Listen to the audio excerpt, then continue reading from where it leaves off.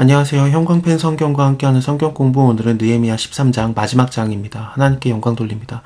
그날에 성전 봉헌식이 있었던 날이고, 레위 사람들에게 그 봉급을 주기로 하는 그런 것이 다 확정된 날이고, 이스라엘 사람들이 하나님을 인해서 기뻐했던 날입니다. 하나님께서 즐거움을 주셨고요.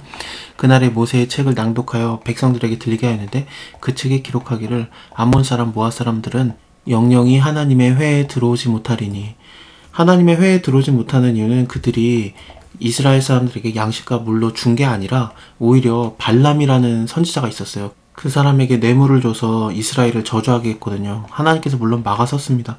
그래서 하나님의 말씀을 쫓아서 이 발람이라는 자가 이스라엘을 보면서 여기서 봐도 이스라엘을 하나님이 사랑하는 거, 저기서 봐도 하나님이 그를 참 예쁘게 보는 거, 이쪽으로 봐도 저쪽으로 봐도 사랑스러운 이스라엘에 대해서 축복을 하게 했거든요. 그것 때문에 이제 이 발람이라는 선자를 초대했던 발락 왕이 이름이 되게 비슷합니다. 그 왕이 이제 돌아가라 그랬는데, 그냥 돌아갔으면 좋은데 가다가 그냥 이스라엘을 그 무너뜨릴 방법을 제시해주고 가요. 그래서 나중에 이스라엘 사람들이 이 발람이라는 사람을 직접 찾아가가지고 일부러 죽이는데, 어쨌든 그렇습니다. 그래서 이 일 때문에 그 암몬과 모압 사람들은 영영이 하나님의 회에 들어오지 못하리라 이렇게 예언이 됐거든요.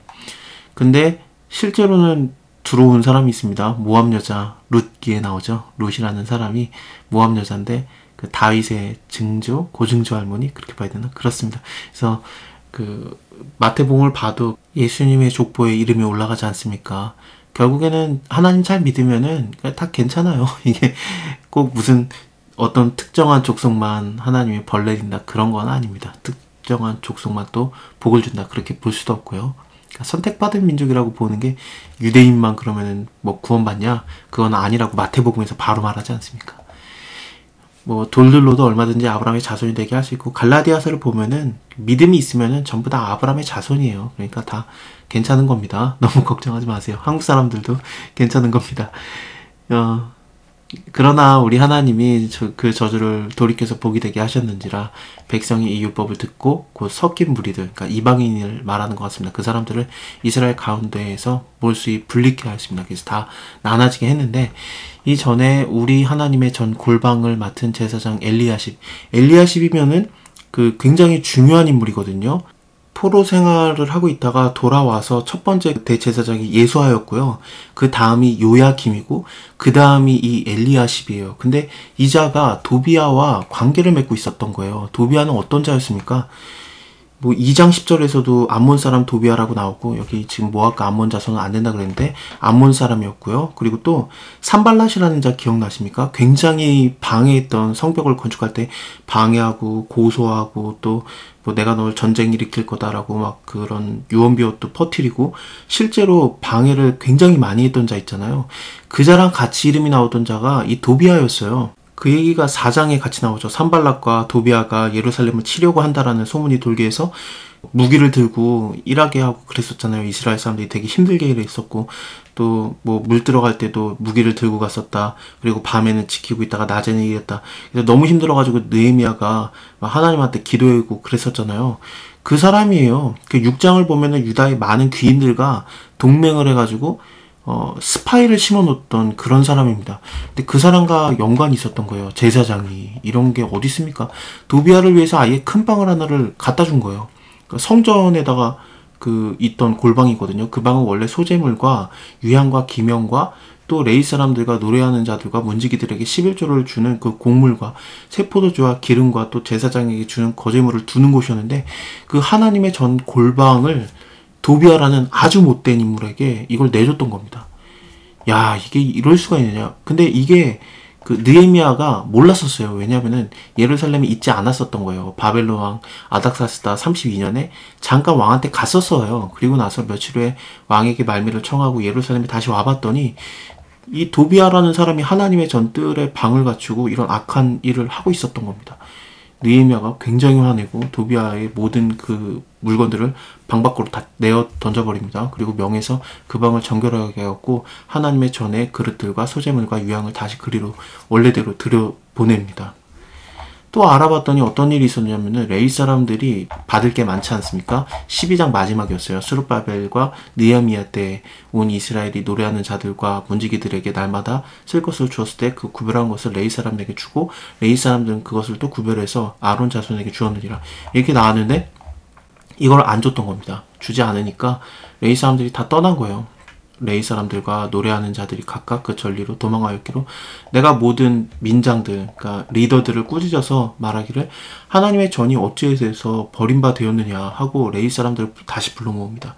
다시 그 처소를 세웠더니 이에 온 유다가 곡식과 새 포도주와 기름의 11조를 가져다가 곡간에 드림으로 내가 제사장 셀마니아와 서기관 사독과 레위 사람 부다야로 고지기를 삼았다. 고지기는 창고를 지키는 자, 그렇게 보면 될 것 같습니다. mat대아나의 손자 사쿨의 아들 하난으로 버금을 삼았다. 둘째 지도자를 삼은 겁니다. 이는 저희가 충직한 자로 인정됨이라. 충실하다, 충직하다, 믿을만하다, 그렇게 보면 됩니다. 그 둘째 가는 자가 했던 일이 뭐냐면은 형제들에게 분배하는 일을 했습니다. 요셉처럼 그 둘째 가는 자가 베푸는 일을 했었잖아요. 애굽에서도요. 근데 마찬가지로 그렇게 사용한 것 같습니다. 이 사람을요. 내 하나님이여 이 일을 인해서 나를 기억하옵소서. 내 하나님의 정과 그 모든 직무를 위하여 나의 행한 선한 일을 도말하지 마옵소서. 하나님, 내가 이렇게 잘하고 있는 거 절대 잊으시면 안 됩니다. 이렇게 기도하고 있는데 이렇게 하는 기도 괜찮아요. 사실 했기 때문에 이런 기도도 나오는 거고 그렇습니다. 그때 내가 본즉 유다에게 어떤 사람이 안식일에 술틀을 밟고 곡식단을 나귀에 실어서 운반하며 포도주와 포도와 무화과와 여러 가지 짐을 지고 안식일에 예루살렘에 들어와서 식물을 팔기로 내가 그날에 경계하였다. 안식일날 우리가 장사하지 말자라고 10장 31절에서 나왔었습니다. 이방 사람들의 그런 장사하는 거 우리가 그날은 사지도 말고 성일에도 안식일에도 사지 말자, 그런 식으로 맹세를 했었는데, 근데 이렇게 사고 파는 일이 있었던 거예요. 느헤미야가 유다의 모든 귀인들에게 꾸짖어서 얘기를 합니다. 너네 왜 이렇게 악을 행하느냐, 안식일에 범하느냐, 너희 열조가 이같이 행하여 가지고 우리 하나님께서 재앙으로 이 성읍을 내린 거 아니냐, 그래서 이렇게 망했던 건데 오히려 안식일을 범하고 있느냐, 진노가 이스라엘에게 임함이 더욱 심하게 하는구나. 안식일 전에 예루살렘의 성문을 이제 얻어갈 때 명에서 닫아버려요. 그랬더니 그 앞에서 이제 기다리고 있었던 거예요. 장사를 하려고 들어오지 못하고. 그러니까 장사하는 사람들이 그 예루살렘 성 밖에서 잠으로 느헤미야가 경계하여 이르기를 너희가 어째서 성 밑에서 자느냐, 다시 이렇게 하면 내가 너네들 다 잡아버리겠다. 그랬더니 그 후에는 안식일에 저희가 다시 오지 않았습니다. 내가 또 레위 사람들을 명해서 몸을 정결하게 하고 와서 성문을 지켜 안식일로 거룩하게 하라 하였느니라. 나의 하나님이여 나를 위해서 이 일도 기억하옵소서. 주의 큰 은혜로 나를 아끼시옵소서. 그때 또 느헤미야가 봤더니 유다 사람이 아스돗과 암몬과 모압 여인을 취해서 아내를 삼고 있었던 겁니다. 그 이방 여자 취하지 않기로 10장 30절에서 나왔었어요. 그거 다시 찾아볼 것도 없고 여기 밑에 그 반복되는 구절 있잖아요. 이거대로 말했었어요. 너희 딸들로 그 아들들에게 주지 말고 너희 아들들이나 너희를 위해서 저희의 딸들을 데려오지 않겠다고 하나님을 가리켜 맹세하라고. 그때 분명히 다 했는데 근데 또 이렇게 범죄를 하고 있었던 겁니다.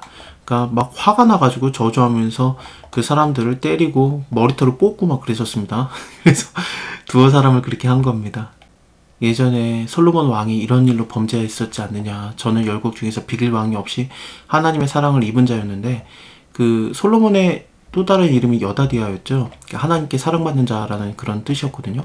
그래서 사랑을 많이 입은 자였는데 하나님이 저로 왕을 삼아 온 이스라엘을 다스리게 하였으나 이방 여인이 저로 범죄케 하였으니 너희가 이방 여인을 취하여서 크게 악을 행하여 우리 하나님께 범죄하는 것을 우리가 어찌 용납하겠느냐. 이거 안 된다 그러는 거죠. 또 다른 게 뭐냐면은 대제사장 엘리야십이 이 사람 또 거론되고 있네요. 이 사람이 그 사람의 손자 요야다의 아들 하나가 호론 사람 산발랏의 사위가 되었습니다. 산발랏, 이 나쁜 놈인데, 도비아랑 산발랏 제일 못된 놈이었죠. 1장, 2장, 4장, 6장 계속해서 성벽이 건축되고 재건되는 것을 방해했던 아주 못된 자였는데 그 사람의 사위가 된 거예요. 엘리야십이라는 대제사장이 이게 도대체 어떤 사람인지. 사실 이 사람이요, 인칠 때 이름이 기록되지 않았습니다. 하나님 잘 믿겠다라고 인친 자들이 나오잖아요. 근데 거기에 이름이 기록되지 않았던 자가 엘리야십입니다. 근데 이 사람이 놀랍게도 대제사장이 돼요. 좀 참 그렇습니다. 아론도 사실은 이스라엘로 범죄케 한 자였는데, 금송아지 섬겨서 만들게 했던 자였는데, 근데 하나님께서 그를 용서하시고 대제사장으로 삼으셨기 때문에 이거에 대해서 뭐라고 할 수는 없지만 그래도 너무하죠. 그래서 이제 느헤미야는 이거 못 받아들여요. 물론 이 마음이 하나님의 마음과도 같았을 겁니다. 그러니까 쫓아내버려요. 내가 쫓아내어서 나를 떠나게 하였나라.